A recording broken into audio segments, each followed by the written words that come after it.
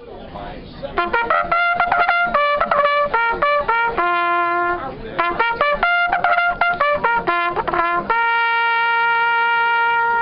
there you heard it.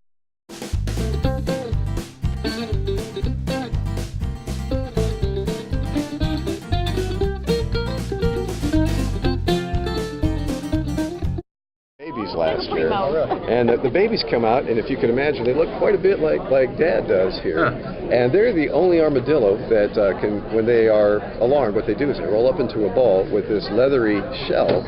The skin is very, very hard, and they roll up into a ball, and they kind of look like a puzzle piece. That head and the tail just kind of collapse on each other, so that when a predator comes along, they're really, really tough to get to any soft spot, and that leathery protects the skin keeps them going. Usually the predator will play soccer with them for a little while and then give up. It's just too tough of a meal. We do have pictures on our website. And I'm taking video as we speak. Oh, and he's performing for me. Primo's doing a few push-ups there. And you can see those long, long toenails. We were talking about how they walk on their toes, and that's what Primo wants to do now, so he wants to do a little walking. And we have armadillo in Kentucky. Oh, they're cute. Yeah, they're children. I know. Aren't you glad we're born under grace instead of under law like it was back then? Aluminum shoes. We do. Yeah, try to keep them as light as possible. Yeah.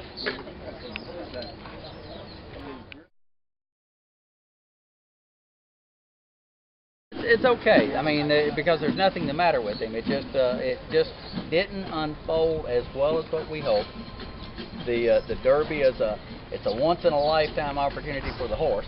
We hope that for Governor Jones and myself that it's going to be more than a once in a lifetime deal, because I've been fortunate to be in 3 different Derbies. He has not been in one yet, but he sure wants to win this thing. But we just felt like our horse was probably a week or 2 away from running his very best race that maybe he needed here. We were trying to give him the opportunity to step up and do, and he did well. He had bullet work of the day yesterday, but it wasn't a wow performance like our filly had put in the day before, So we figured if we won the Kentucky Oaks again this year, which we had won in 2008 with Proudsfeld, we would still have a good weekend with Mark Gillespie not running. No, we're fine. It's all good. I know John Asher was talking with us this morning about your horse for the Oaks this year. He's pretty high on her. This filly worked exceptionally well the other day. She's had the fastest work of any Oaks or Derby horse, or actually the fastest work of any horse over the racetrack this year. She just was phenomenal. Looked really good yesterday, first day back. I was on her today. Visited the starting gate, went to the paddock and come back, and she just could not do better. She come out of that horse really well. So we're extremely happy. We're looking forward to it. John Asher compared it to Proudsfeld.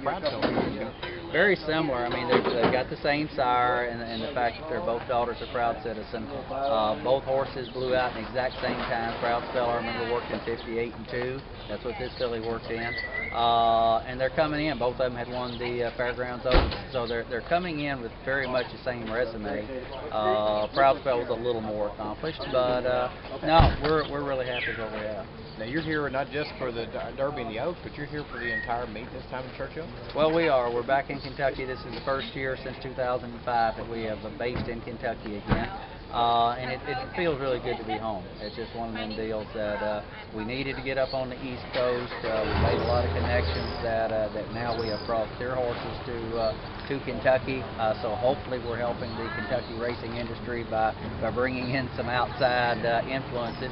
But it was really good, and we picked up a lot of very nice horses because of it. I got to ask about your wife. How's your wife doing? Cindy had a little accident, but she doing better? She is doing better. As I said, 4 broken ribs, a broken arm, dislocated shoulder, but other than that, she's really good. She's hoping to be over here tomorrow. Hopefully she'll be back. Wouldn't be a Derby or an Oaks without her, would it? We need her here, yeah. And I think you're going to be at Ellis Park again this year, too? Well, we will have some horses over there. Don't know how much of the string. We're probably going to have to split up between Ellis Park and Saratoga. And so hopefully we'll be there and have a presence there, like I said, for the first time since 2005.